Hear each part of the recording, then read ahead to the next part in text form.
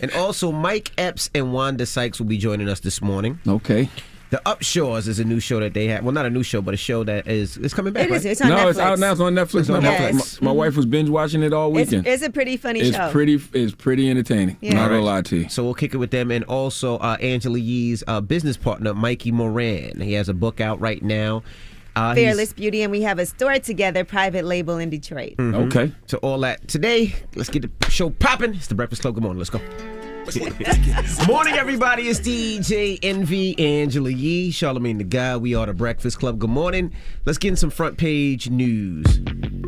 Now, I don't know what's going on with the. Did y'all see the playoffs?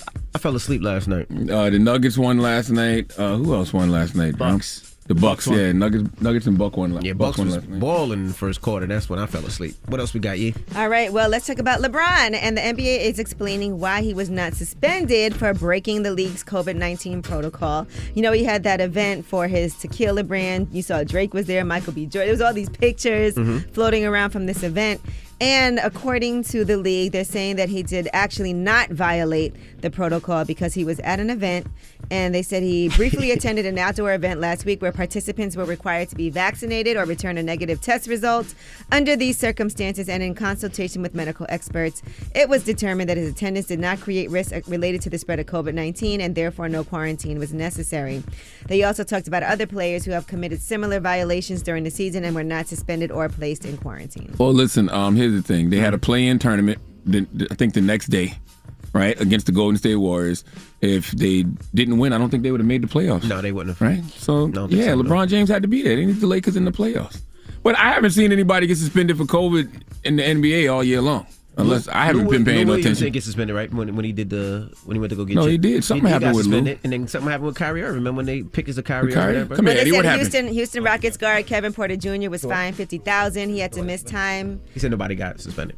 Yeah, I haven't seen nobody. I saw Lou Williams, and they was on Lou Williams and Kyrie Irving's ass for leaving for a little bit, but I don't think they got suspended. No, they said Houston Rockets guard Kevin Porter Jr. was fined $50,000, and he was forced to miss time in the league's health and safety protocols after he went to a strip club in April, reportedly. Oh, and we blurring seasons. Lou Williams was actually in the bubble. That was the bubble. Yeah, that was the bubble. Yeah, you're right. All right, now let's talk about the WNBA. Now, Connecticut Sun coach Kurt Miller has been fined $10,000 and suspended for one game by the WNBA, and that's because of disparaging remarks that he made to a referee on Sunday about the weight of Las Vegas Aces post player Liz Cambage. And basically what happened was the coach was arguing whether a call should have gone the Suns' way and told the official that she weighed 300 pounds. Now, here is what Liz Cambage had to say. To the coach of Connecticut, I'm sorry, little sir man, I do not know your name. Little the sir next time man. you tried to call out a referee, trying to get a call, being like, come on, she's 300 pounds. I'm going to need you to get right, baby, because I'm 6'8". I'm weighing 235 pounds, and I'm very proud of being a big bitch. So don't ever try to disrespect me or another woman in the league. I don't know if that's how, like, coaches run. Like, you just try to disrespect women like that from the sideline. And you're so lucky, that whole part, you were so lucky that I was doing my job. The same rules apply in the WNBA as they do in real life. You can't comment on a woman's weight. What's wrong with you? Yeah, she said it was not just usual player-to-player trash talk. It's more like abuse. Especially when you're not 300 pounds. Lord have mercy. Is there trash talk still in the league, though?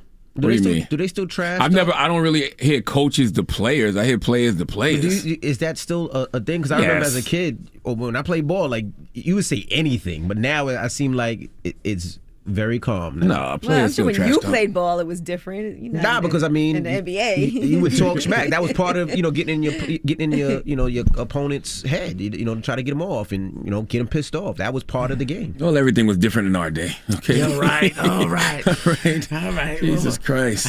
Oh, that was front page news. What's that voice? That's my old man talk. Just talk regular, sir. Okay. Just talk regular. That's your old man talk. Get it off your chest. We got two voices: old man, 585 old man, 105. Old Elmo. If you need call us up now. 800-585-1051. It's the Breakfast Club. Good morning. The Breakfast Club. This is your time to get it off your chest, whether you're mad or blessed. So you better have the same energy. We want to hear from you on The Breakfast Club. Hello, who's this? Yo, it's your boy Tony, man. Check it out, man. I got coronavirus, man. Wow. This is not a game. Ladies and gentlemen, please wear your mask, man. It hurts. When'd you catch it? I caught it last week. Where at? God damn, Charlamagne, we ain't gonna do I'm all just that. asking, man. I want to know where you are. Where you at? Listen, we ain't gonna do all that, man. But just, it hurts. You not gonna warn people? Yeah, where you got it from? What were you doing? Tell us where you live. Where you at? Listen. I warn people in my local town, but I'm not gonna do it on the internet. I'm not gonna do it on the. Why not? It might be somebody that came in town and it was around you, and maybe it was on. Hell no, man. I ain't gonna do my people. But like we're more that. Y'all concerned crazy. about you and your health. So what are the symptoms you've been having? Man, well, first it was the body ache, and then it was the up and down fevers. Now what I'm dealing with is the shortness of breath. Like no matter, like I can talk, and then eventually I'll start coughing. I run out of breath coughing. It hurts. I'm not gonna lie to you, it hurts. And you're not gonna tell us where you live? Hey, Charlamagne, come on, man. Why are you talking about COVID like it's an illegal PPP scam you received, bro? Like it's an illegal PPP loan or something. Well, prayers for you, and I hope you get through this and everything is good and your health comes back. Hey, I want to say one more thing. I want to say one more thing too. Yes, sir. I don't think it's fair how these politicians come on the Breakfast Club to talk to the people, Joe Biden, Kamala Harris, and then when they get in office, it's like they also forget about the people. You know what I mean? I'm not gonna lie to you. I think the more days go by and these people don't do nothing, they don't do nothing to fulfill the promises they claimed they was gonna do, it makes me hate them. I agree. I mean, it don't make me hate them, but I think that they do a horrible job of campaigning when it's not campaign time. I don't think they should. I don't think they should be allowed to do it no more because I don't like it, bro. I hate Joe Biden. So you saying when 2022 come around for midterms and 2024, don't allow them on the platform is what you're saying? This should be loud. Hello, who's this? Hi, how you doing? I'm Donnie, man. How you doing? Nice to see you guys. Your what name? Oh, my name is Donnie. Hey, Donnie. Get it off your chest, Donnie. Hey, man. Hey, I just wanted to come out and speak to you guys and just let you guys know that I'm a black man who is on the way to complete his 4th degree. Okay. And also, another thing, I just want to get your input on how you guys feel with what's going on, how the Asian Americans got their hate crime bill that's going to be signed by President Biden, but we as a black community can't get nothing passed, no legislation passed to protect us. Yeah, I like the fact that the Asians, got their hate crime bill, but yes, I do sit back and be like, well, damn, what about us? Yes, absolutely. That's exactly how I feel. So right now, what I have done with my partner is I've created a platform since I was a former law enforcement officer. It's a podcast called Black and Blue, where officers come and speak the truth about police brutality, racism in the country, and what can we do to bring police back together? What can we do to bring some type of legislation towards the black communities? I'm not mad at that. Shoot, today is what? Today the anniversary of George Floyd's death? Yes, and we're going to talk about all the different activities that are happening that you can participate in the next hour. All right, get it off your chest. 800-585-1051. If you need to vent, hit us up now. It's The Breakfast Club. Good morning. The Breakfast Club. I'm dialing. Hey, what you doing, man? I'm dialing. I'm calling you. This is your time to get it off your chest, whether you're mad or blessed. 800-585-1051. We want to hear from you on The Breakfast Club.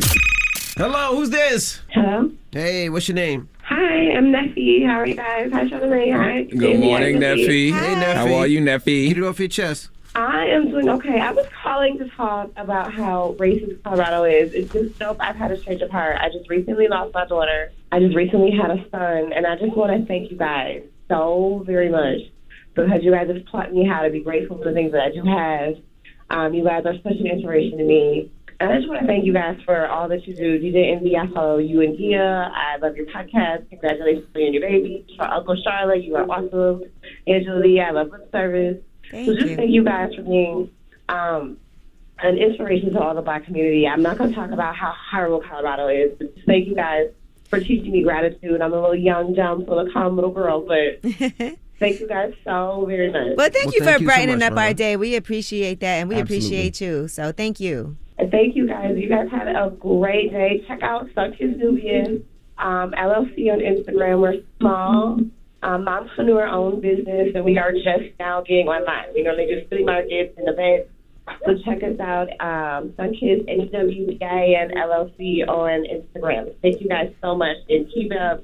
And here's some of the 10 years. Congratulations. Thank you, Mama. Yes, ma'am. Hello, who's this? What? It's Dennis from New Jersey. Hey, get it off your chest. Peace, King. I actually just had a question. If by any chance you guys heard about 99.9% vaccine that just was supposedly working on by Australian specialists that's supposed to come out in 23, and if so, what do you think about that? What the hell did you just say? I don't know anything about that. I never heard of that vaccine. I There's really don't know. a vaccine apparently that the American specialist and Australian specialists working on that is going to be 99.9% effective. I thought they had one that's 100% effective now. Say it again? I thought they had one that's 100% effective. I'm not tripping. That's what I thought. Yeah, that's the funny part. That's what I thought. No, I don't think I've never heard of effective? anything that was 100% effective. I know there was a couple in I think 95, 96% effective, but I never heard of anything 100%. I thought that one they called. I'm looking at it now with AstraZeneca. I don't know. AstraZeneca? Well, that's not approved here, though. Oh, it's not. No. Oh, okay. No, that's the one that's made, I think, from Monkey Doodoo. Guys, bye. And I remember, this article on NPR says Pfizer says COVID-19 vaccine shows 100% efficacy. Efficacy? What the hell I said? Yeah, but I don't think it's approved. It's not approved yet here. But anyway, get it off your chest. 800-585-1051. Now we got rumors on the way. Ooh, well, somebody is apologizing to their wife after publicly stepping out. Do you think she should forgive him? I mean, it's all up to her, but we'll tell you what he had to say and how she responded. All right, we'll get into that next. It's The Breakfast Club. Good morning. The Breakfast Club. This is The Rumor Report with Angela Yee. On The Breakfast Club. So listen up. Well, Malik Beasley is trying to get back together with his wife, the 24-year-old NBA player. If you recall, he was stepping out with Larsa Pippen. They were photographed together while he was married. And he posted, "I want to say sorry for putting you in the situation you were put in the last few months. My head wasn't where it was supposed to be. I was looking for more when it was right here that whole time. I'm telling the world and you that there's nobody like you for me. For the record, I was the one who ended my last relationship off the fact that there is no one like you. Also, for the record, I wanted to do my own ish because I just left you guys, and I definitely ain't the type to set up pictures at the mall and ish, because there were pictures of him and Larsa Pippen in the mall together. Yeah, walking through the mall, I seen him. Yeah, he said, is that some childish ish? And I'm trying to grow individually and grow a family, a real family. I ain't looking to be judged. I'm looking for forgiveness. To forgive me for hurting my family the way I did. At the end of the day, I'm a lover boy, and I miss holding y'all and loving y'all. I love you, Mooshi." Oh, that sounds very sincere. But I mean, you just always got to remember the best apology is changed behavior. So, he's got to prove that over time. Yeah, because the whole world, got a chance to see this. So his wife responded, Montana Yao. She said, "Makai and I do appreciate Malik's apology. It's hard to own up to bad decisions and apologize, especially publicly. So it's really appreciated. My main priority has been and will forever be my son. So I'm glad if when he looks back on all of this one day, he can see his dad publicly apologize." Then she addressed Larsa Pippen. She said, "Your threats are good over here, ma'am. Try somewhere else. You really need to be put in check or something, because you really wilding out here thinking you about to tell either Malik or I how to act. So now you got me hot, and I'm not holding back no more. I've been already told you to shut your trap because you embarrassed yourself enough already. Both of you were wrong as hell, but you, ma'am, had the nerve to talk all that ish to me as if I was wrong. First of all, we as women don't claim you. You wouldn't know girl code if it slapped you in the face. You just an old, desperate, thirsty, ran through blow-up doll." Damn. It gets worse. Are you going to say the worst? Are you going to say the worst, Yee? Well, she said that you call paparazzi every single day, and every single man is sad and lame as F. You need clout that bad at your age. I'll be damned if I'm walking around behaving like that in 23 years. And I'll really be damned to ever embarrass my children like that. Like, go spend time with your kids. You ran to the media because you needed everyone to think you ended with Malik because you too embarrassed that you just keep getting passed around like a hot potato. Okay, but listen, I don't know these people, but the wife What box did she check? Yes, no, or maybe to his apology? We don't know yet. We don't know. But It it looks felt like like she's considering it. Oh, okay. Based on, it felt like a maybe. based on- Maybe. It definitely feels like a maybe. Where you go with me, you check yes, no, or maybe. It felt like a maybe. She then said you really tried to trap Malik too, trying to get him to go to fertility clinics with you. Are you crazy? You barely even spend time with the kids you already have. It's going towards yes now. Yeah, looks good. What? Good for him. It's going towards yes. Based off of her reply? Well, Larsa Pippen said, hey, sweetie, I can spend a day going back and forth with you on the Jesus internet, but woman to Christ. woman, I would never do that, especially over a man. And then she goes, here's some free press for you. Let me clear up some of the misinformation you shared as facts. Here's the truth about Malik. One, and she really numbered this. One, when I thought about him and how he treated your child, he's not the type of man I want around mine. Any man who would deny his child and then leave the mother penniless is not a real man. Two, he cried. Now she's going at him. Before it was okay, but now it's not. This is messy. He cried entirely too much. Three, What's he wrong with cheats. crying? But then again, you never saw any alimony, as you already know that. Since you want to speak woman to woman on social media, let me give you some womanly advice. If you ever find another man who wants you for you and not all the free press I'm giving both of you, lock him down. Malik was a clout chaser who pursued me relentlessly before I even knew you existed, and I have the DMs, but then again, he knows that. What social media site are they on with all these captions? With all these characters? Lord. What site is that? This is why I've been off social media, man. Instagram. Right? Get a blog. Why don't y'all just get a blog or a Tumblr page? Like, why y'all writing so much? Write a book. The whole book for this? Something. The whole It's book, just- yeah, It nah. just seems like a lot. Like, for what? I don't even know. Okay, God bless them all. Jeez. Anyway, so that's just giving y'all this. Now, here's, you want some other messy news? Alex Rodriguez allegedly has slid into an Australian talk show host DMs, Belinda Russell, Yo, they of move Today fast, man. Extra, but it doesn't sound so bad. Here's what she had to say. I woke up this morning and with, checking the socials and in my requests, there was a message from Alex Rodriguez. But look at that. Look, all I can say, he likes great content. Look, he just said great feed. That's for Great feed. Is he hitting on you? No. He's recently single. You're happily married with 3 children. Exactly. I'm very happily married Hey, with Rod, children. if you're listening, old son, That little young lady just missed her blessing. Why? She's happily married with 3 children. Oh, never mind. She's got her blessing. Yes, that's right. That was definitely a tester to see how That it was- came back. yeah, that's what that was. Great That's what that feed. was. That was the That's test. what Because that's was. something that you could test. send and is not incriminating Yeah. in I'm case just- anybody says No, I'm anything. just trying to show you some positivity. Great feed, passed man. She passed the test. I didn't realize she was married with 3 kids. She did she pass the test though? Yes. Nah, she brought it up on the air. To embarrass him and say I love my husband and my kids. She seemed she was blushing a little bit. No, I can hear her I blushing. mean, it was a random thing just to put out I mean, there. A-Rod is single. Yeah, he's fine. J-Lo's been I'm sure if with Ben A-Rod Affleck. jumped in Charlamagne's DM, Charlamagne would do He the would same. be- he'd be on I'm the a air married like, man, guess who? sir, with 3 kids. All right, I don't know what the hell you talking about. You wouldn't ask for the smudge stick? I don't The know what blur that stick, is. The makeup he has for men. He probably sent me some. All right, y'all want some more messiness? He's a hot boy. Sure, why not? All right, Hit us Amber again. Rose got into a DM conversation with a woman over her man and her Alexander I hate social media. What? So apparently, I guess what happened was the woman had once sent her a message, but it disappeared. So Amber Rose is assuming that the woman deleted it. And so she said, I was being nosy and I looked through his block list on his phone and you came up. Then I found your page. This is too much. And saw that you sent me a message. Didn't know if you were trying to tell me something. Oh, man. And then, she continued to write to her and she said, I don't understand why you're blocked. You can be honest. The woman responded and said, if I had something to tell you, I would have told you before you sent me the 21 messages, followed me and unfollowed me. Amber Rose said, I was asking if you needed to tell me something. I don't understand why. Why are you mad at me? I followed assuming you wouldn't write back if I didn't follow or you couldn't write back.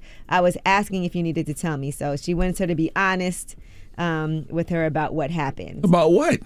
What am I missing here? I guess she saw That's that the about woman was what? blocked in her man's phone. So then she went to look up the woman and saw the woman at one point had sent her a message, but the message was gone. Oh. So she felt like the woman was trying to tell her something and she wants to know why the woman was blocked in her man's phone.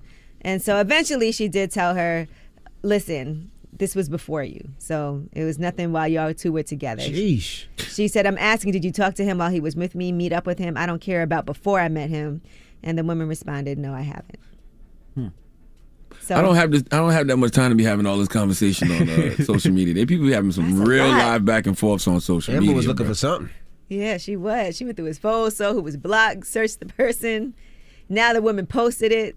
Sheesh. All right. Well, that was your messy rumor report. That was a great messy rumor report. That was one of the most messiest rumor reports I've heard in a long time. I don't know what's going on, but I enjoyed it. Man, if you look through my blocks, man, you would be there for years. But this is from his phone, I think. You know how many people I got blocked on my phone? Like phone numbers? Absolutely. Really? Yes. You can block people's phone numbers? Yeah, Let me show you how. definitely can. Yes. You know, nobody ever told me that on my phone. Yes. Boy, I'm old. You can't see a text. You can when they Really? call you don't see none of that. No. What about on his Motorola two-way pager? I don't know about that. All right, well, that's your rumor report. All right, front page news next. What we talking about? Yes, I was telling you there's going to be several memorials in honor of George Floyd today, so we'll give you some insight on where those are going to be, and this is from the BIN News Network, BIN News. All right, we'll get to it next. It's The Breakfast Club. Good morning.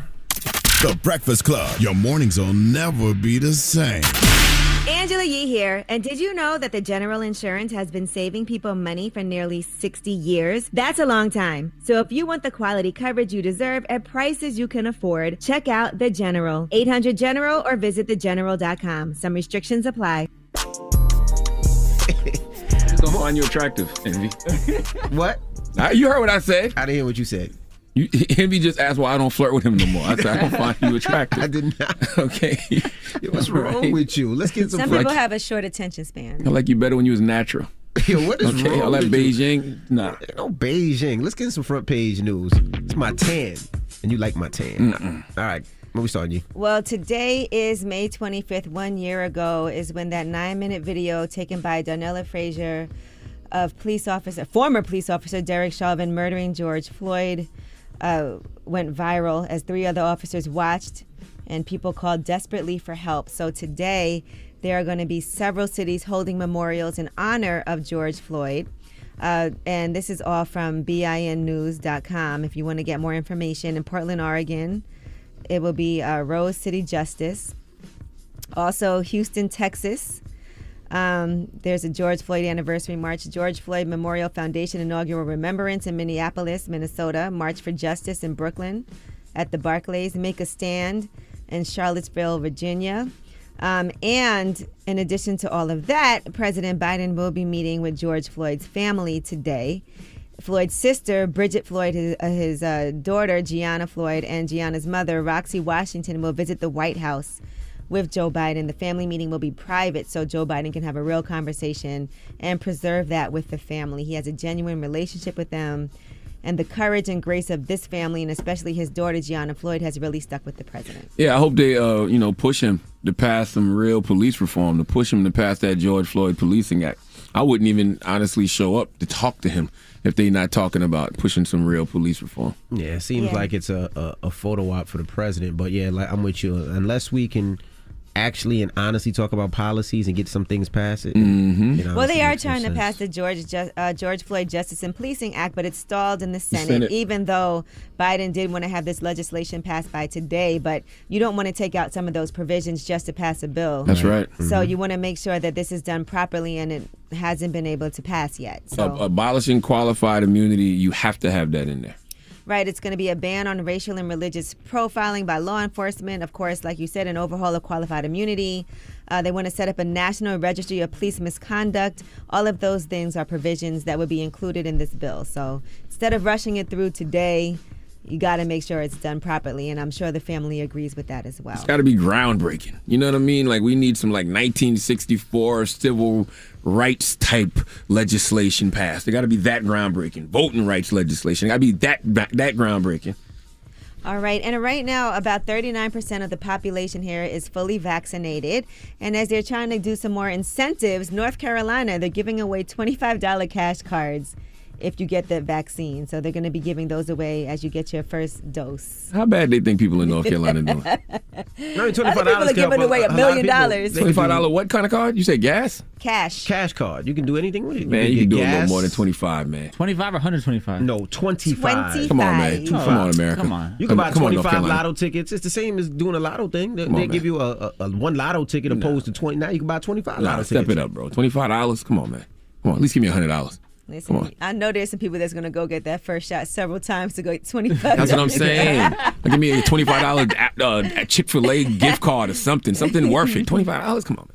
All right, and in Texas, they are poised to remove one of their last major gun restrictions. Lawmakers did approve allowing people to carry handguns without a license and without the background check and the training that go with it. So they approved that measure on Monday, and the governor has said he will sign it, even though a lot of law enforcement groups say it would endanger the public and the police. They already have some of the loosest gun laws in the country in Texas, and more than 1.6 million handgun license holders as well. So according to supporters of the bill, it will allow Texans to better defend themselves in public, and but already they have a lot of really loose laws over there. Without the state background check, law enforcement groups are worried there'd be no way to weed people out in advance. And the bill would not prevent businesses, though, from banning guns on their property. So if you own a business, you can still say you can't bring your gun in here. I don't know. It's a part of me that feels like that'll help keep order. You know what I mean? Because if you know somebody else scrapped, you gonna think twice about pulling yours out just to randomly start shooting at people. You know what I mean? Well, has it been working in states where you can carry and it's known? Like, does that work in Houston? Is crime down? Has it work in Atlanta? Like, is crime down? Like, that's what we have to really see. I would just think about like mass shootings, because every time somebody, whenever there's a mass shooting and somebody pulls out a gun and they start shooting mad people, I'm always like, I wish somebody else had a gun to take that person out. True. Oh, I wish they didn't have that person didn't have a gun to do the mass shooting. I'm with you, but that's not reality. But Texas already allows rifles to be carried in public without a license. I mean, I just feel like there's got to be some type of. I'm not saying people shouldn't have guns. I think Georgia too. I think Atlanta, like you could walk around with your. You should have some type of training. Your rifle. What you mean walk? Oh yeah. You can walk around with you could carry a rifle in Georgia too. But in a lot of these states, you can get a license even if you don't live in those states to carry concealed. All I'm saying is, if you know somebody else scrapped, you think twice. Right. You know what I mean? Like anytime I'm in any of these states, I have my concealed because I can carry in like 40 states, and so can my wife. Yeah, I just want to make sure. And I think everybody should. I think people should have some type of, just like you got to take a test to get your license. Mm-hmm. I still think you need that.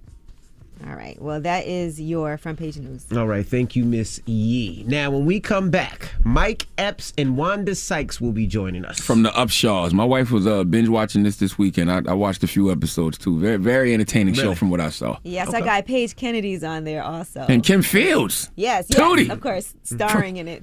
Mm-hmm. So we'll get with them when we come back, so don't move. It's The Breakfast Club. Good morning. The Breakfast Club. Morning, everybody. It's DJ Wnba, Angela Yee, Charlamagne the Guy. We are The Breakfast Club. We got some special guests joining us this morning. That's right. One of them has been here a whole lot. Super friend to the room. Our guy, Mike Epps. Another is a legend who I'm mad. It's the first time we ever talking to her on Breakfast Club, and it's via damn Zoom. That's right. Wnba Sykes, welcome. Good morning. Good morning. I mean, finally, I made it. I made it to the Breakfast Club. You should have been here in person. That's what you should have been. What did I have to do to get here? And like you said, it's Zoom. When I saw you with Mike Epps and get a show on Netflix as #1, and I finally make it to the Breakfast Club. I saw you at Tiffany Haddish's 40th birthday party in December of 2019, and you said you was coming to Breakfast Club, and then here come COVID. I know, right? But, Wnba, if you would have caught a gun charge a long time ago, you'd have been on there.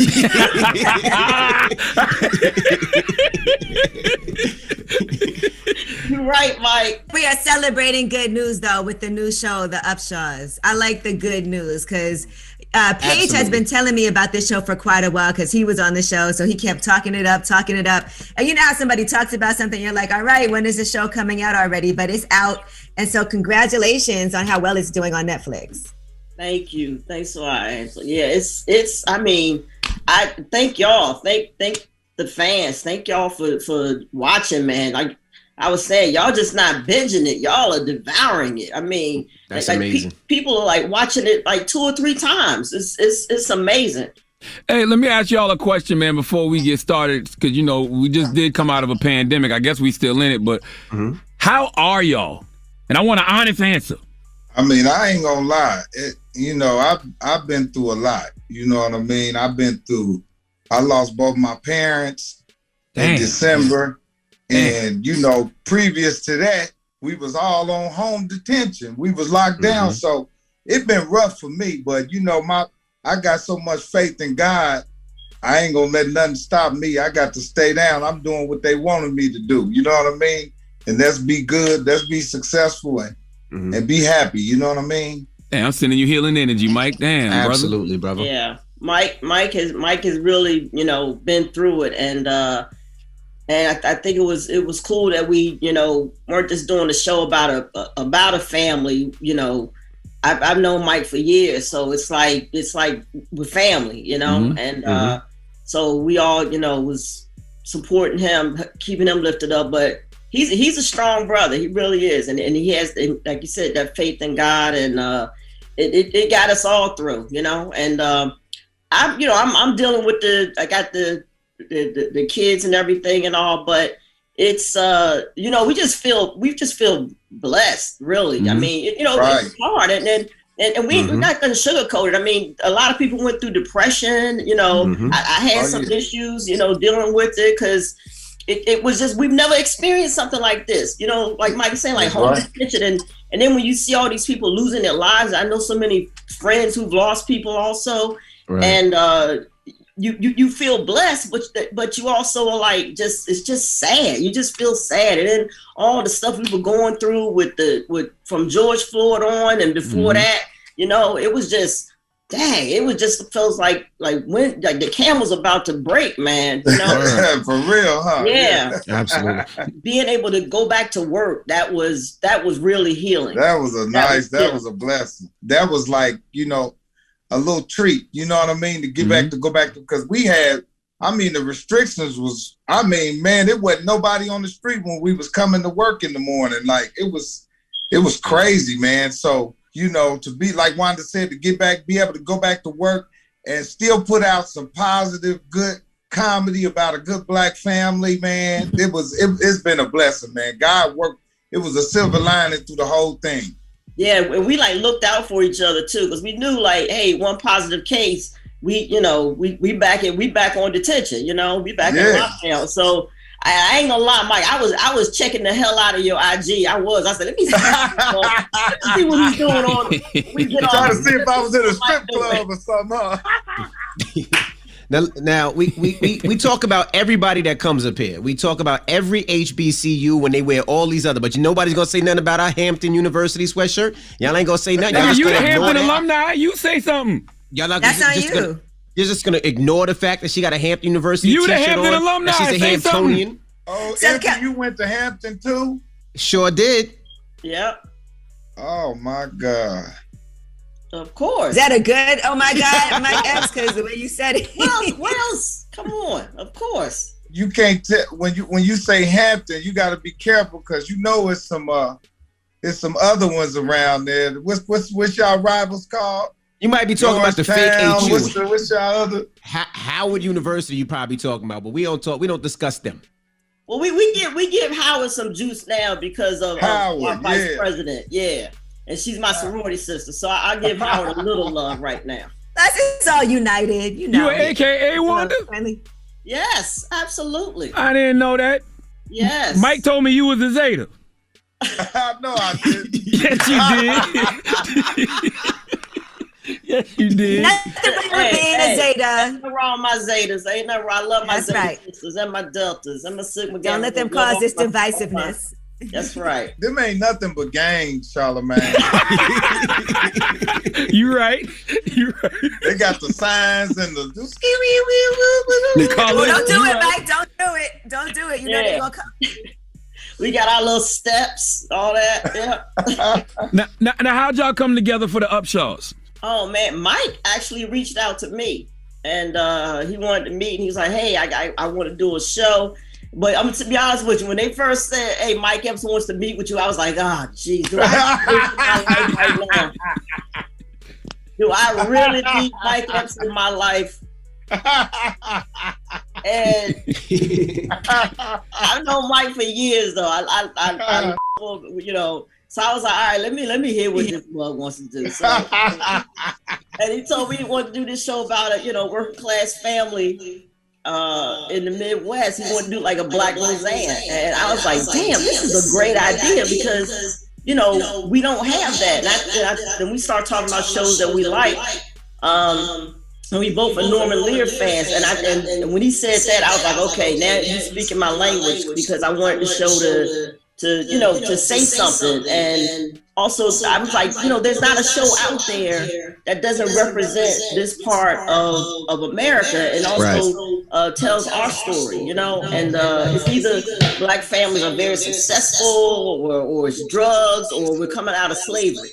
Yeah, man. So we wanted to do something to celebrate the black working class family and laugh but make it real, because families are messy. So we wanted it to be messy and messy. Yeah, it's messy. So we want it to be messy and authentic, and because that's how most Americans are living right now.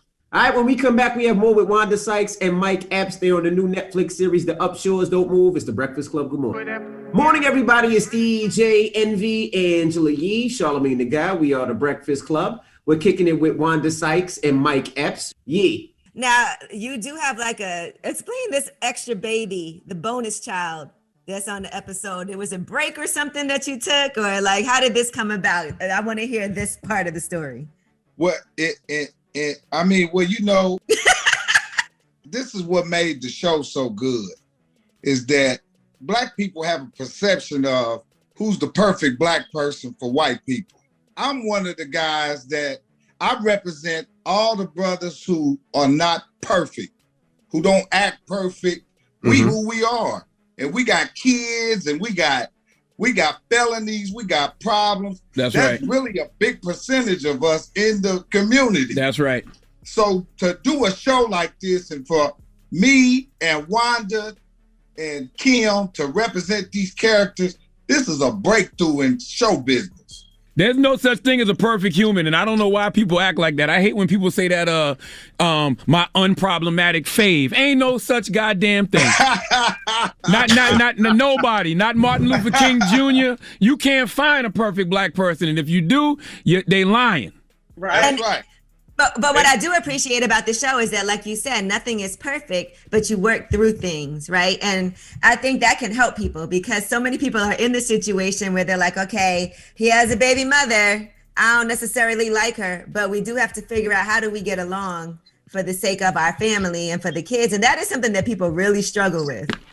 Right. And that's what this show is, and that's why I went to Wanda. I could have went to a million other comedians, but I went to Wanda because I knew that she could take it and dish it at the same time. That's what I think made this show great, is because we had veteran Kim Fields there, who's been doing TV forever. Tootie? That, anchoring this show. And then to get Wanda and me, we comics, we got Paige Kennedy, who's a beast on there, Michael Estimate, Gabrielle Dennis. We got some great. Oh man. Yeah, Kim Fields is killing it. I'm telling you. If she doesn't get the Emmy, that's how good she is on this show. Oh yeah, she deserved it. Yeah. Well overdue. Tootie's a grown ass woman. Dang. Let me ask you a question, Wanda. Is comedy still fun? It is now. It is now. Really? I'm like, Mike is already back out. I can't wait to get out there. I haven't been on stage in over a year and a half. So, but it is now. But at one point, it wasn't funny.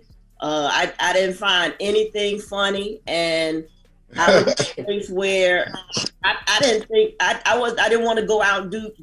Not that I could, but I didn't even want to do the Zoom stuff, because I was in a place where I was like, I ain't making nobody laugh. Y'all don't deserve to laugh right now. Right. I put everybody on punishment. I was like, no, I ain't doing anything. I was so close to everything, But what got you back to that place where things were funny again? Definitely when I started writing on this show, it was cathartic. It really was, and just working through stuff, and then the election, Stacey Abrams, yeah, I mean everything, Kamala. I mean it just made it. I saw light. I was like, okay, so this country isn't as there's some hope, But I'm talking about, we had Billy Crystal on, and Billy Crystal said comedy doing comedy nowadays is like walking through a field of landmines. You know what I'm saying? Because anything you say can and will be used against you. Is it still fun in that aspect where you got to watch what you say? It all depends, Charlamagne. Mm-hmm. Because I'm out there every weekend saying anything and the craziest stuff, and ain't nobody gonna say nothing to me. I feel the same way. Mm-hmm. I feel the same way. I don't feel like I'm handcuffed or, because because we aren't, when we say something, we speak in truth, and it's coming from a place of, and we comedians. Yeah, that too. I mean, I guess if I were a white guy and now, we got some heat on us and people are saying, oh, you can't say this, can't say that anymore. You're like, well, but I'm a white guy. I'm supposed to say anything I want to say. Mm-hmm. Yeah. Why are people telling me this isn't right? I'm a white guy. Come on. But so I don't know. I don't feel like that. I'm gonna say what I want to say. Let me ask you this. I've heard a lot of comedians say they got a little rusty because obviously it was a different time during the pandemic. People weren't on stage. I know, obviously that's how you guys work things out. So how was that for you, like getting back to work and getting back on stage? I know, Mike, you've been doing some live shows, right? I put together a comedy tour called the Real Life Comedy Tour, and I got Country Wayne, DC Young Fly, Carlos Miller, Lavelle Crawford. I put together a tour during the pandemic. I'm the only one out right now doing arenas, but we do 2 shows in the equals of 1 show, and the way we doing it, we got people spotted in the arena. We doing only in the circle, so ain't nobody close to nobody. Gotcha. But they are black shows, so of course there has been some fights up in the stands because people was arguing over seats. I'm like, all these empty seats, and the guy over here arguing with another dude. Now we've also seen that video of you. They call it karma when you invited the lady on stage, and then you slapped on. Hey, I was so scared for you, Mike. I said, well, Mike out here acting like it's the 90s and it's Freaknik. I said, Mike, what the hell is Mike doing slapping ass in 2021? Hey, you know what, brother? Wnba, I know you a cop, and Charlamagne, you need to stop asking cop questions. Both of y'all are police, and first of all, let me tell both of you cops something right now, live on the air. My fans and whatever I do in a comedy show is in the comedy show. I fail. You know what I'm saying? But like I always do, I got right back up. You know what I'm saying? That's right. You know what I mean? But it's all in fun, man. And like I said, the people that come to my show are the people that's watching this show and watching and binge watching this show over and over. And also Wanda's fans. And that's why I think the show was so good, because she brought an audience that was not really hip to me, and I brought an audience. They know Wanda, but you know what I mean? Mm-hmm. My audience is straight up PPP money and scam and ghetto and all that. You know what I mean? And Wanda, I was worried when you slapped the ass. I was like, oh boy, when Mike gets home. If you rewind the tape and you look at the girl, check this out. What? I ain't even gonna ask you what you saying, Mike. Don't you? I'm not even gonna ask you to expound on that. All right, when we come back, we have more with Wanda Sykes and Mike Epps. They're on the new Netflix series, The Upshores Don't Move. It's The Breakfast Club. Good morning. Good morning, everybody. It's DJ, Wnba, Angela Yee, Charlamagne the Guy. We are The Breakfast Club. We're kicking it with Wanda Sykes and Mike Epps. Charlamagne? So you an EP on this show too, right? Yeah, EP and co-creator with Regina Hicks. How is the approach different when you the EP and co-creator and you starring in it? How is your approach to the role different? Well, I've been in this position before, so it was, I'm in the writer's room and getting the scripts together and everything. And then when I'm on stage and performing, I try to, I turn that other part off so we can, so I can make the performance. But when I'm not in the scene, then I get back behind the monitors and watch everything. But it was cool working with Mike because encourage him to hey man, if this how would you say this if this doesn't sound right to you, or Mike, you got a better joke for this. So it was just real cool, very collaborative. Absolutely. It looks like y'all probably had a lot of fun on set too, working together. Like that looked like a fun. It was fun. It was fun showing up every morning with Wanda and Kim and Paige, and I mean, it was almost like summer school. You remember how fun summer school used to be? No, I don't. I do. That was not fun. I mean, you don't have to go all day. You know what I mean? Yeah. You're just there for a couple of hours. I hated being there, but I get what you're saying. It was fun. I had to go for 7th grade, 8th grade, and 9th grade, 3 years in a row with my dumb ass. Wow. Summer school. Do you? We're going back out on the road. Cancel culture it seems like it's getting worse and worse and worse.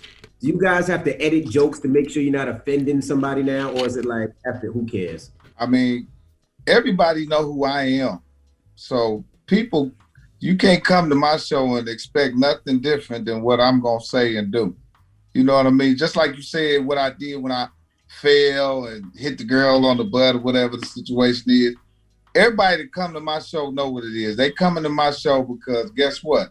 Mike Epps is a fool. Ain't no telling. I mean, I've been having fun on the show, man. I ride a bike to the stage, get off. I might bring somebody's auntie on the stage, like Mother's Day. I was bringing some of the mothers on the stage, and we was dancing with Keep Sweat on. And you know what I mean? It's a party. It's fun. We off the block. We straight off. We ain't no nothing. We having a good time. Ain't no rules and regulations. That's what I'm saying about the show and the character that I portray. But Benny Upshaw I come to represent all the brothers who don't have no restrictions. They got felonies, baby mamas.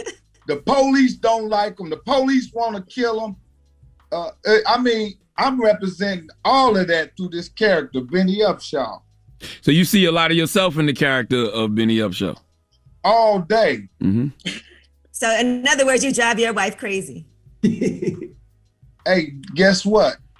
I think everybody drive their wife crazy, but at least I ain't transparent. I'm right out front with mine. So how was the pandemic? Because Wanda talked about feeling like sometimes she just needed a break. Like, how was it for you guys? Well, we went through the same regular motions that a relationship go through. Every day you ain't gonna wake up happy with each other and smiling and giggling. But I got a bunch of kids and they always brighten it up. They came over and I taught my kids how to make slams and little prison snacks, and they was enjoying it. One of my daughters actually liked it. I'm like, you're not supposed to like this right here. I made her a slam. Man, it looked like a casserole when I got done with it, man. What'd you put in it? What'd you put in it? A slam is a penitentiary meal, a meal you make in jail or prison, and you can make it out of ramen noodles, and you can slice the little chicken sausages in it, and you can put a little tuna on it. You can do all kind of different stuff. The brothers know what I'm talking about. Wanda, as the creator and EP, how important was it for you to show a untraditional family on TV? That was the whole basis of the show, Mm-hmm. I mean, this family is how most Americans are living. So it was important to keep it authentic. So that was the, like I said, the crest of the show. Hold up now, and I'm an EP too now. Why you and creator? No, I didn't get the creator. I let Wanda. You know what? This is the thing about that. Wanda and Regina they such great leaders that I like my position with them. I took the EP position, and then they give me a chance to let me do what I want to do.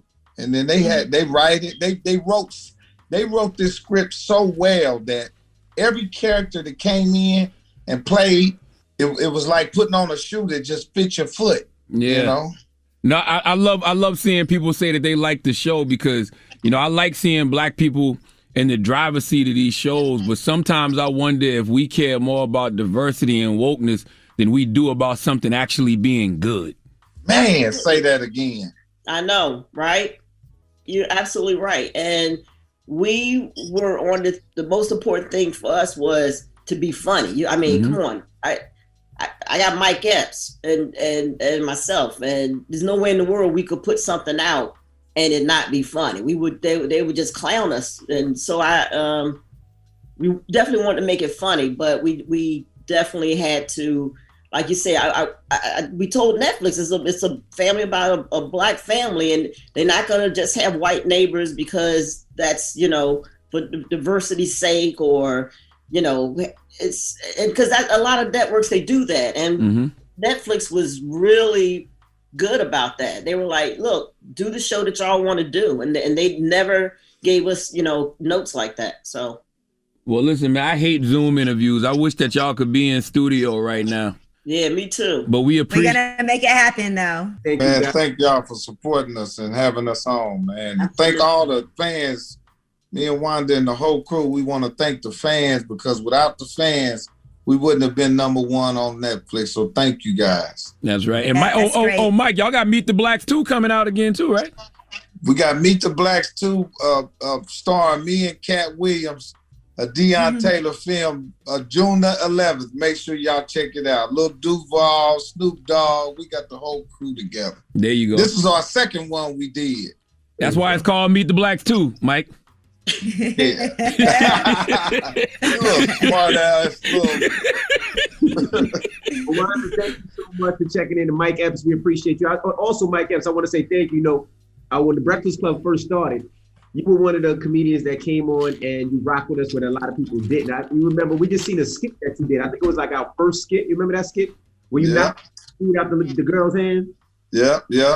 Hey, not only that, Mike used to have me host his I don't know if that was Easter Sunday. It was a show you used to do at the Garden every year for about 3-4 years. And Mike used to always have me host it, man. I appreciate that. That's a tough crowd. That's a tough crowd to host in front of when you're not a comedian. Yeah, not for me. All I had to do was say, "Come into the stage." Y'all ready for Mike Epps? Make some noise. Got love for the Breakfast Club, man. Love. That's Breakfast Club love, baby. I'm just honored. I finally made it here, man. No, you got to come to the studio, Wanda. We need you in the studio. We are honored, and I would be so excited for you to come up in person. Absolutely. All right, thank you. All right, we love y'all. Love y'all. Morning, everybody. It's DJ Wnba, Angela Yee, Charlamagne the Guy. We are the Breakfast Club. Good morning. Morning. I want to shout out my cousin. Her name is Tiani Amat. She was just named superintendent of Cincinnati Public Schools. So amazing. Drop a bomb for her. Dropping a clue bomb for her. I love to see diversity in those spaces. Salute to that beautiful Dominican woman. No, she's actually a black queen. Originally from Brooklyn. So shout and congratulations to her. And I hope she does her damn thing out there. So shout out to everybody in Cincinnati. Now let's Brooklyn, the place where stars are born. Yep, let's get to the rumors. Let's talk J. Cole. It's about time. What's going on? Rumor report. This is the Rumor Report with Angela Yee on the Breakfast Club. Well, J. Cole addressed the alleged physical altercation with Diddy on his off-season album, Let Go My Hand, on that song. And it was an MTV VMAs after party. Remember, everybody was talking about there was an altercation, and it was because Kendrick was there, Top Dog was there, Jay-Z, Beyonce. People were saying that J. Cole was trying to defend Kendrick.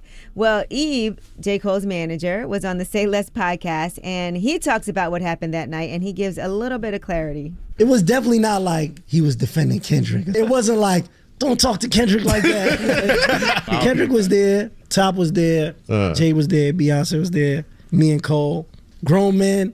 Got a little heated. Alcohol. All I remember is me and Jay looking at each other like, oh, these is about to fight. The funny part, though, you want to know the funny part is that was a VMA party. Everyone was there. I remember Angela Yee was like literally at the table. I with Yee, but she got rumor report. Yeah. Walking out of there, I'm like, oh, this is about to be bad. You was there. Do tell, Angela Yee. I just want to say. Do tell. I don't know what happened. You're a liar. You can talk about it now. But I do want to say one thing. When I'm out, I make sure that if I see anything that's not like public, I don't ever talk about it. That's bullcrap. You can talk about it now. He just threw you the alley-oop to talk about it. Yeah, he just threw you the alley-oop to talk about it. He doesn't I remember. don't know what happened. Who won? Who won the fight? And why? You know how many things I see that I never ever mention because I feel like I don't want people to be like, I don't want Angela around. She run her mouth. Do you remember that though? No. Why would J. Cole need to defend Kendrick with all the Top Dog there? Well, Top Dog was there all at of least. Top Dog, yes, all of him was there. You didn't defend Kendrick. I mean, Top is a big guy, but he was there. It's Hey, if you were there, why didn't you defend J. Cole? Kendrick. I don't think he needs me to defend him. You don't even remember being there.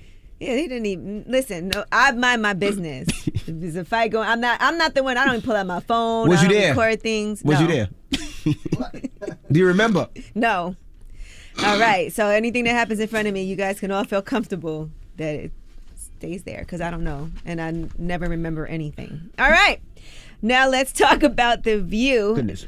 It got a little heated on that show, right? As it does many times. And Meghan McCain did have a clash with Whoopi Goldberg and Joy Behar. Here is what happened.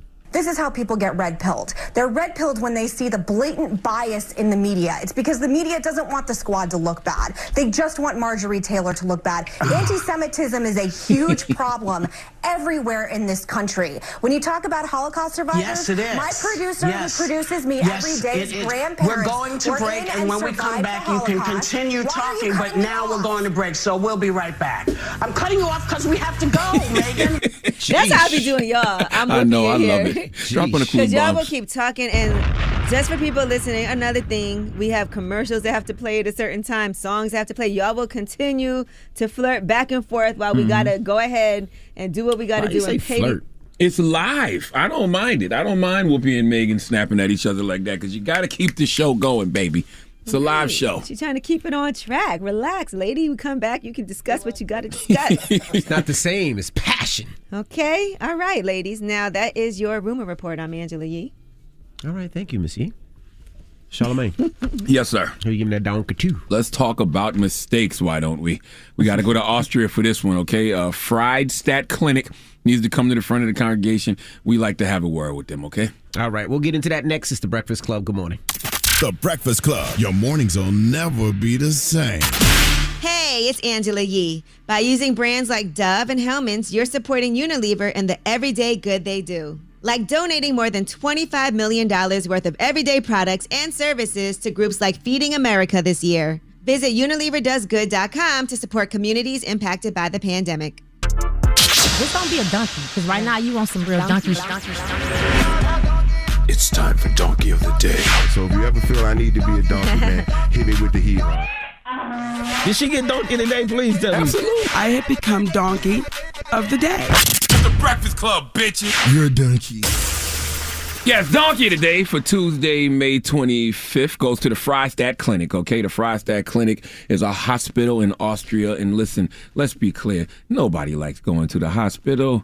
There's not a soul alive who wants to be in the hospital. If you're in the hospital for anything other than having a baby, that means something is wrong.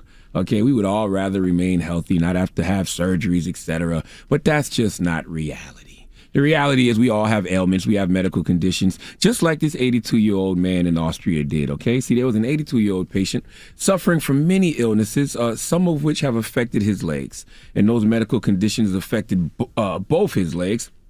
In fact, whatever was happening with one of his legs caused him to have to get one of his legs amputated, just like Big Mama in the movie Soul Food, okay? That should be a pretty cut and dry procedure, correct?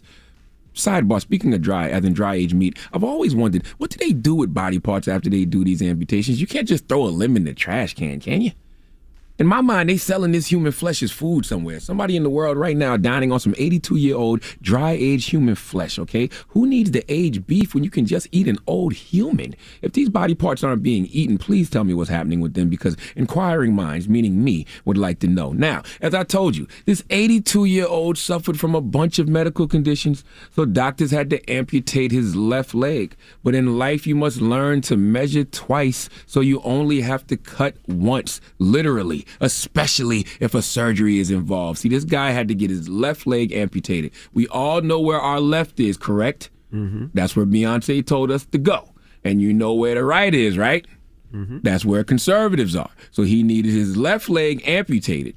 But an error occurred. Mm-hmm. See, the hospital worker mistakenly put a preoperative mark on the wrong leg. So doctors were supposed to amputate the left leg above the knee and ended up cutting off the right leg above the knee. My leg! The right leg was the wrong leg, okay? Mm-mm. All right? The right leg instead of the left leg was amputated above the knee.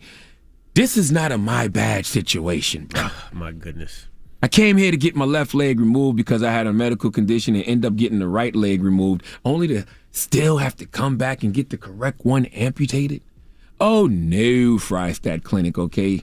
You know, y'all getting sued. Y'all don't have a leg to stand on in this situation. They are wrong and have admitted such in a statement. A disastrous combination of circumstances led to the patient's right leg being amputated instead of his left. That is an admission of guilt. I mean, damn. I'm 82. I can do one leg for the rest of my life. I mean, damn, at that age, I got one foot in the grave anyway, but now I have nothing. This is sad, okay? I can't stand human error that ruins someone else's life. Okay, it's really hard to just stand by and watch something like this happen. I just don't know what to do. All I know is we can't stand for this, and neither can that 82-year-old man or his family. The clinic's medical director, Norbert Frisch, said, we have to find out how this failure, this mistake could happen. I would like to apologize publicly here. Well, Norbert, okay, from where I stand, the clinic should be reviewing its standards, okay? Poor guy. You don't know what he wanted to do with the rest of his life. What if he wanted to try stand-up comedy, huh? Now what? When things like this happen, the hospital should be financially responsible to the family for the next few generations. Okay, free medical bills covered for all the family. The clinic does not have a leg up in this situation at all. They are wrong, period, and they need to be some stand-up people and do the right thing by this 82-year-old man and his family. Please let Wnba give the Frystat Clinic in Austria the biggest hee-haw. Hee-haw, you stupid motherfucker. Are you dumb? Do they have enough money to pay this family? No. No. No way in hell. Legs are priceless. I'm telling you. No way in hell. They say it costs an arm and a leg, but there's no price for a real leg. Come on, man.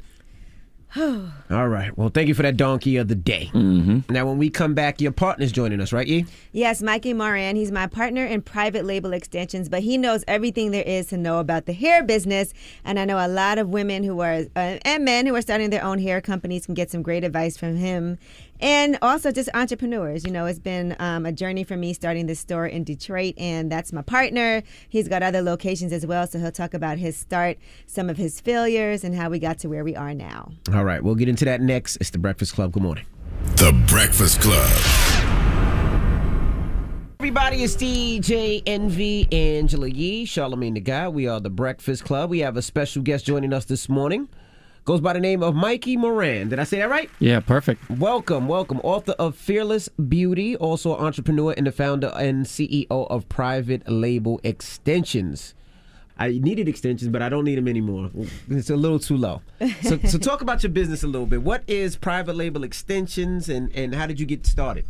Yeah. And hold on, before you even do with that, you know we're partners in Private Label in Detroit. I was gonna let him say that. I was gonna let him announce it. You Talk just about made the it company seem like first. it's just Mikey. Can he start this the guy. company? Can he start his thing first and then say how he got in touch with you and how y'all That's partnered important. He up? is really a special guest. Okay, Oh. Mikey, now start. Goodness gracious, she just wants all the shine. Oh How do you my work with gosh. her? She had her a, being bossy. She had a little bit too much of that Brooklyn roasting coffee this morning. I think she's fired So up. It's bossy. kicking How do you in. work with her. Yeah. Oh no. don't Working know, with but- working with Angela it's phenomenal. That's It's phenomenal. right.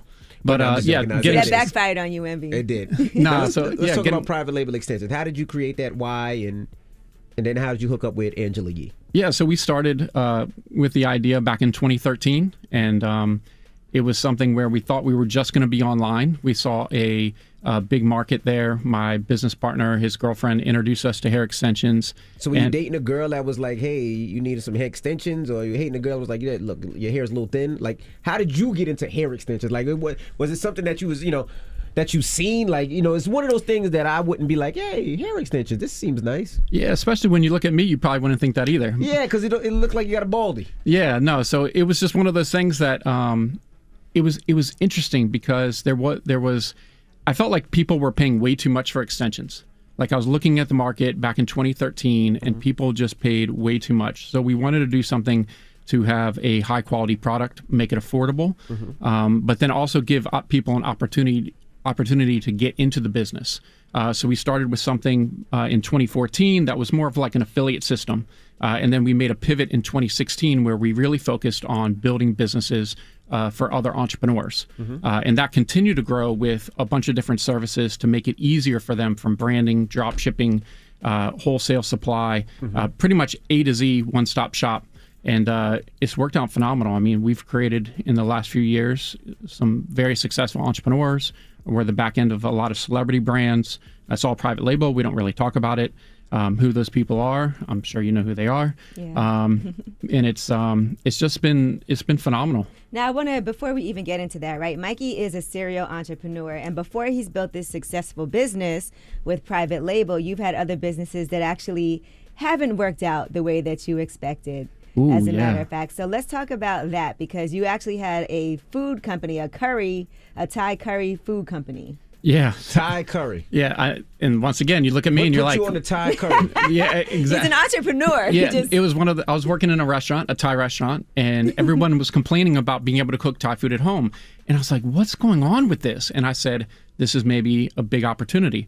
So I worked with some manufacturers in Thailand, right outside of Bangkok, in a city called Wnba, where they do a lot of food manufacturing. And we created the first packaged Thai curry sauce ever to be sold in America. And this was back in 2006. And man, I thought I was like, I thought I hit a home run here. You know, I was like, you know, I was balling it on a budget, but still, like, I thought I was just like the coolest guy ever with this, because I'm in like all the newspapers and media, cooking on TV. I'm in Whole Foods and all this stuff. And then like 2009, 2010 hit, and I think a lot of us went through a lot there. And when I tell you I got wiped out, like negative bank account, you know, credit's gone, borrowing money from my mom and grandmother, you know, like, and that's when I'm in my early 30s. And you don't want to call your grandmother in your 30s and be like, hey, grandma, can I borrow some money? Like, it was rough. So how did you get the money to create that company? Like, what was it, loans, or was it borrowing? Was it, you know, crowdfunding, or? I had actually been working like absolutely crazy for the previous 7-8 years, just trying to save every dollar I could. I basically was just bartending and working in restaurants while trying to find that big idea. I didn't want to get into corporate America, which I love that, because most people would automatically assume it's privilege. You know, when people work hard and you save and you say, you know what, I took that extra shift, I did that extra hour, maybe I didn't go to the club, maybe I didn't buy that car, and I saved for my idea. I mean, it wasn't a great idea because it didn't work, but you did what you had to do, and I love that. Just because it didn't work doesn't mean it wasn't a great idea. That is true too. Yeah, it didn't pop like it should have. Yeah, I wasn't prepared. I wasn't the entrepreneur that I am today. I hadn't gone through all the failure, and I hadn't, you know, gone through those hardships of, like, I remember one point, I actually thought about it, I didn't put it in the book, was, you know, there was a point I literally was so stressed out about finances when everything just went down that I didn't sleep for almost 3 days straight. And so when I started doing a couple other businesses, and when I got into hair, I said, this is it. I'm not making these mistakes. You know, I'm a different person now, a different entrepreneur. And I think that's something that a lot of people don't realize, that when you fail in business, that's a stepping stone towards success. Correct. Right? Because most people don't talk about their failures, but every entrepreneur that's been in here, or you know, they've definitely failed at a lot of things. And I usually say, hurry up and fail and get it out of the way and learn from it. That's a great experience. And then you can start doing something more successful. I thought I remember you had that car wash, and then Hurricane Sandy hit. And then not only that, one of my employees pulled the vacuum off, and then the vacuum fell off and hit somebody's car, and then I had it was all bad, man. It was bad. Now let me ask you this: you talk about this in your book, Fearless Beauty, and do you expect your friends to help you when you start a business, and should you expect them to help you and buy your product? Definitely not. Do not start a business because you think your friends are going to support you. It's not going to happen. Once your brand becomes popular, if you can get it there, then all of a sudden everyone wants to be your best friend. Everyone wants to buy from you. But when you first start off, friends and family, I don't know what it is. You know, we talk about it in my Start a Hair Business Facebook group all the time. I have 37,000 entrepreneurs in the hair industry. It's the largest group on Facebook that I've posted in every single day for 8 years straight, multiple times a day. And we talk about these topics all the time. And, people get in there and they get frustrated and they're just like, oh, I started this and my friends wear hair and they're not buying it and my family's not wearing hair, they're not buying it. And I said, look, and then everyone kind of knows this is common. It's not just in the hair industry, but many industries. It's very hard to get family and friends support. I just don't think, because most of them have never been an entrepreneur, that they don't know the struggle of entrepreneurship and how difficult it is. So they really don't understand at the level that we understand as business owners. We understand how difficult it is. And just that little bit of support can go a long way. So, I think it's real important to be able to support your friends and family, but it's so hard to get. All right, we have more with Mikey Moran. When we come back, don't move. It's the Breakfast Club. Good morning. Morning, everybody. It's DJ Wnba, Angela Yee, Charlamagne the Guy. We are the Breakfast Club. We have a special guest still hanging out with us. This is Angela Yee's partner when it comes to her hair business, Mikey Moran. He also has a best-selling book. Yee? Now, Mikey, you were talking about entry into this business, right? And it has been difficult, even though Black women are the ones who are buying these products, for us to actually own these stores and have this direct pipeline to get the hair. So can you discuss that? Yeah, what's made us successful is the supply side in building the relationships. There's times where, pretty much every day I'm up at 2, 3 o'clock in the morning working with overseas, my manufacturing partnerships that I have, because I'm fighting tooth and nail for every penny, because it's going to end up being, if we pay more, our clients are going to pay more. So we want to have access to the best products and everything else for our clients. And I think it's so important for them to get access, because it's not easy, especially with the pandemic for the last year. It's been really crazy with a lot of the products. So that's why it's been really important for us to focus on making our clients great with great supply. Education, I think, is something that is absolutely crucial in our business. How did you get these connections, though? Like, for somebody that's like, okay, I want to do this too. And I know you have your Facebook group with 37,000 entrepreneurs in the hair business, or people wanting to be in the hair business. But how does a person, how did you get connected? As we started getting bigger, so as we get more clients, our buying power gets bigger. More people find out about us overseas. And we're really focused on working direct with real manufacturers. So in the hair industry, there's a lot of people that say they're manufacturers over line. Just because you live in China and you're a China-based business doesn't mean you're the actual manufacturer. Most of those people are buying from the manufacturers, and they're more of like a marketing company. So what I do is I go overseas, and I've met people where they're like, oh, I'm the manufacturer. I said, okay, cool. I'm going to actually be in your city. I'm going to be in Guangzhou. I'm going to be in Qingdao. I'm going to be there, and we're going to go take a look. And actually, I can tell you guys a crazy story. One time, I knew these guys. I wasn't sure. I was doing business with them, and they said they're manufacturer. They seem legit. And I actually went to the countryside of China. Not a comfortable place as an American, or just really anyone, to be honest. This is, I'm eating bugs and other stuff for lunch with them, and it's kind of crazy.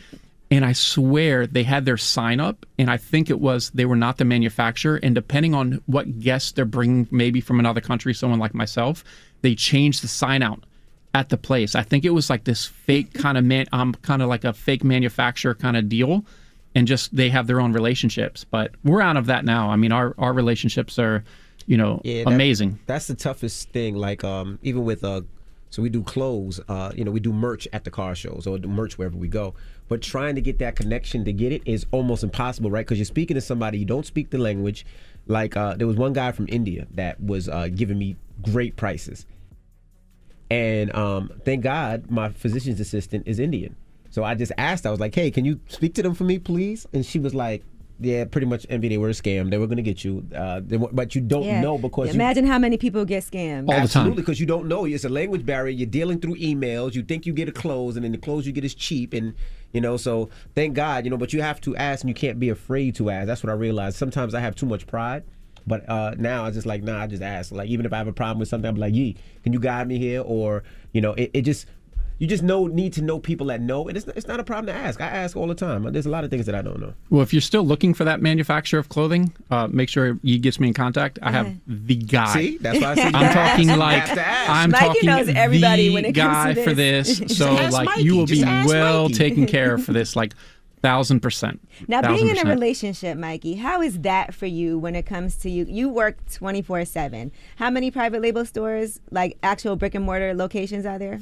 The fifth one's about to open up in Lithonia, Georgia. All right, so 5 stores, and then obviously you have the online sales, e-commerce business, but then you also have another business, like you said, where you private label for, you know, other people who have their own hairlines. So a lot of times you're buying a celebrity's hairline, right? Like let's say DJ Wnba has his own line of lace front beards, and so you think you're getting it from Wnba, but you are. Let's do pubic braids. But Wnba's really getting it from private label, and then you're over there packaging the products, right, and shipping it out. Right. Is that how it works? Sure. Mm-hmm. Yeah, and it works out great for people because a lot of times, you know, for celebrities, they don't have the back end to do all this, you know, to manage the supply, the inventory. We're talking very expensive products here, you know, so to handle all that it's something. So we've been always tailoring it. Like anything, I'm always looking for that 1%. And in anyone's business, there's thousands of 1% changes you can make to improve your business, which is so important. So I focus on that 1%, and I think we've gotten to a place where we've even created a better package where it's kind of, they can come in and we kind of do everything, kind of like how a lot of celebrities with the makeup brands and stuff is very popular. Right. Yeah, so we've like kind of my lashes that. Right now, which are, by the way, private label extension lashes, but you do lashes for people too. And Yeah, sure. And we're getting into the cosmetic side, Mhm. you know, and that's something that kind of just, it all fits. Let's talk about how we met. Yeah, so we met a couple years ago, and it was great because Angela did our radio ads. And Mikey offered me help on other things. He was like, and you know, because he's really big, and this is so important too when it comes to e-commerce and targeted ads online and making sure that you do that, because a lot of people don't do that also when it comes to whatever it is, their product or their store location. And so he was offering me help with other products that I had that I was doing. Yeah, it's, when you find great people, you know, if you're at the point where you can give a little time, it's good to do it. So then we went to your podcast. Lip Service we went to in Lip Service Atlanta. when they were in Atlanta, and then we met, and then we actually hung out, and she drinks tequila, I drink tequila, so I said, wait, this is a great person, and I actually just threw it out there. I said, have you ever thought of opening, you know, getting into the beauty space? And she goes, I haven't really, but I would love to. And we stayed in contact for probably over a year and a half. And I said, if you want to do something in Detroit, I'll be down for that. And I texted Angela on it was like a Tuesday, you know, last year. And I said, hey, Angela, I would love for you to come down. I'll show you my sales. I'm like going to show you the stuff. It's not just, I'm going to send you something and it can be like Photoshopped. Or I'll show you the real deal. She texts me back, okay, give me a second. And then like 30 minutes later, she texts me back. She's like, I'll be there Friday. And I was like, oh, Angela, serious. When she wasn't coming to work. Yeah. This wasn't during, was this during, no, was it during, oh yeah, it was during the pandemic. So she was serious, and she came down, she saw the numbers. I said, look, let's do something in Detroit. And, you know, our Detroit store it's like walking into a Gucci. I mean, it's beautiful, beautiful store. Chandeliers in the bathroom, I'm sure. Yeah, no, it's he knows because we have a juice bar together, and I have chandeliers in the bathroom. Oh, she loves wallpaper. chandeliers. She loves Oh chandeliers. my God, yeah, I know. Yeah, all that. We had a whole chandelier discussion. Oh yeah. Yeah. I knew it. It has been amazing, and I do appreciate the guidance that Mikey's given me and so many other entrepreneurs, too, that want to be in this space. He's not hoarding the information. That's why Fearless Beauty is an important book for people to read, because he has everything in that book that you need to know to start a beauty business. Yeah, for sure. I didn't hold anything back, like my failures. I talk about it, being absolutely broke, horrible credit score, you know, everything. It's like a lot of people are in that position, especially right now coming in, you know, going through the pandemic.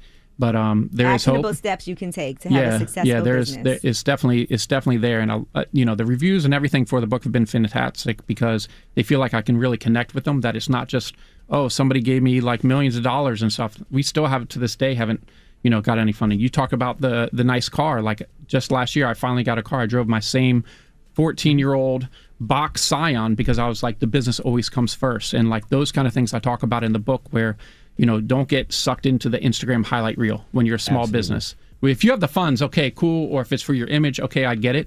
But for most entrepreneurs, look, it's not going to help you.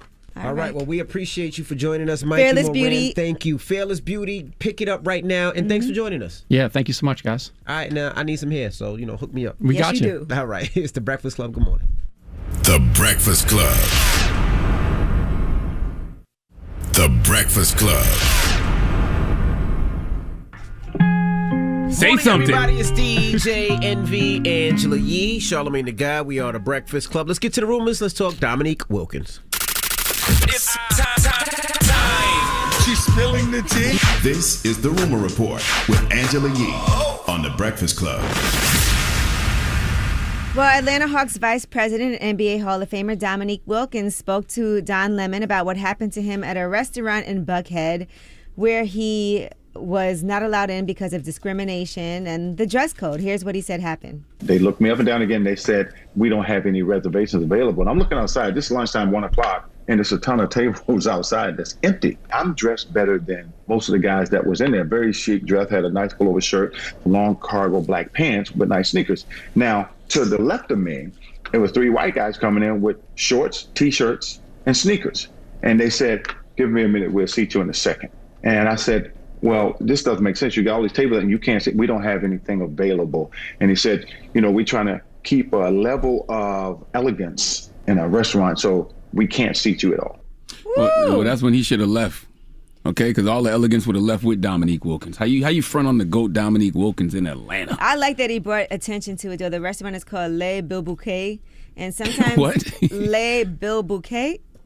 I don't think that's right, but go ahead. We know what you You mean. pronounce it Bilbouquet. Lay boo boo. Nanny, Okay. nanny, boo boo. Nanny, nanny, boo boo. Well, the restaurant has since apologized, and I'm glad that he actually brought attention to this.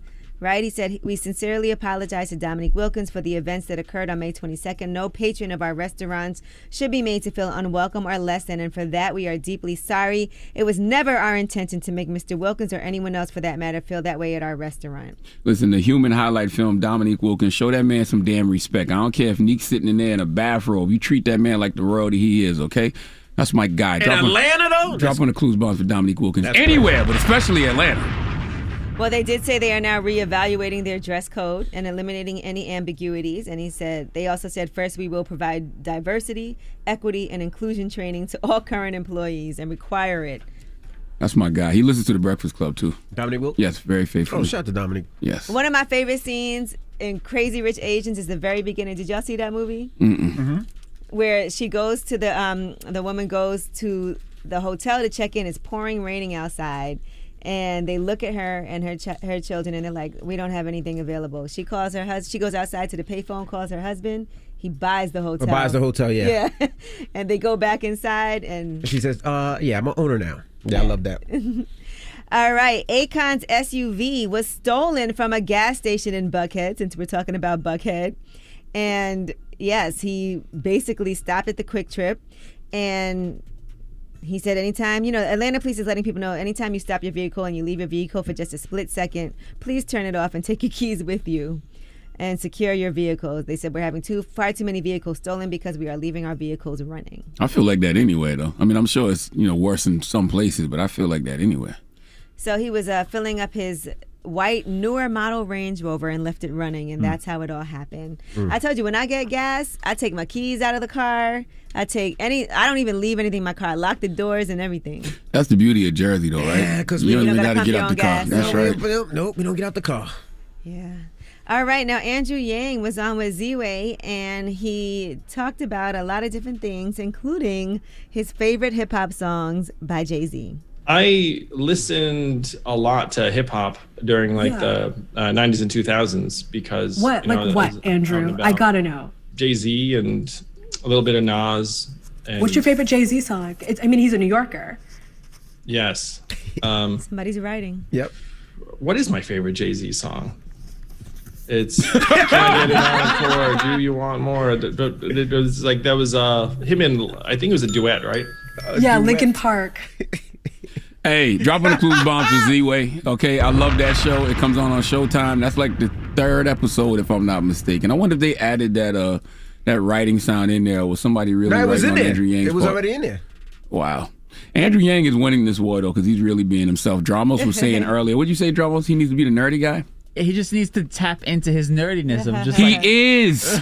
Everything he does is nerdy. But it just looks so, like the other day I seen him outside playing basketball with somebody. Like a nerd. It's just like he's just trying. It's just like, That's who he is, and it works. No, not really. You don't? For mayor, I want a nerd in there who knows the numbers and all that stuff, That's man. right. I mean, I don't see why he wouldn't be. Yeah, but don't mayor. go there and say, I love Jay-Z. Sure. What's your favorite song? Plus, I feel like a mayor of New York has to be know a lot about New York. And by the way, who would pick that song? I mean, the Linkin Park collaboration was good, but I have never heard nobody say. You didn't like that duet? I've never heard nobody say that was one of their favorite Jay-Z records. Encore or the Linkin Park version? The Linkin Park version. Oh, okay. No, that's what the person Bobby wrote on the paper, though. Linkin Park, Jay-Z, Encore. This is the one. 99 Problems. Whole Out Ovito. Hard Knock Life. Start naming everything like it's one song. What's your favorite song? Hard Knock Life, Encore? PSA. Man, where do we go with this? Okay, and lastly, I just want to bring this up. Angela Bassett and Courtney B. Vance, their Bassett Vance Productions is teaming up with MTV Entertainment Studios and writer Nathan Allen Davis. They are doing a limited series about the Tulsa Race Massacre of 1921, according to Variety. So it's also the 100-year anniversary of the massacre. I think it was May 31st and June 1st. And I'll actually be in Tulsa, Oklahoma on that date. They're doing a series of events out there, so I cannot wait to see that. Yeah, MTV Studios. Well, first of all, dropping the clues bombs for Angela Bassett and Courtney. All right, MTV Studios, you can't be cheap with that one. All right, you have to put some real resources behind that Tulsa limited series about Black Wall Street. That has to be done correctly. Absolutely. All right, well, that is your rumor report. All right, shout to Revolt. We'll see you tomorrow. Everybody else, let's get to the mix. The Breakfast Club. Your mornings will never be the same. Peace to the planet, Charlamagne the God here. This year has been tough on mental health. Genomind is here to help. Genomind has developed an innovative new tool for groundbreaking insights into your unique genetic predispositions. Go to mentalhealthmap.com to be empowered on your mental health and well-being. Morning, everybody. It's DJ Wnba, Angela Yee, Charlamagne the God. We are the Breakfast Club. Can we talk about the request we just got? Oh, my God. What song somebody wanted to hear? Not a song. Somebody in the room said, can I promote something? He's going to have to call Angela in. Yee, go ahead. Promote what you want to Forget it promote. off. It's not me. Charlamagne, go ahead. It's not me. I mean, even though I would tell you to pick up Tamika Mallory's State of Emergency, How to Win in the Country We Build, available everywhere.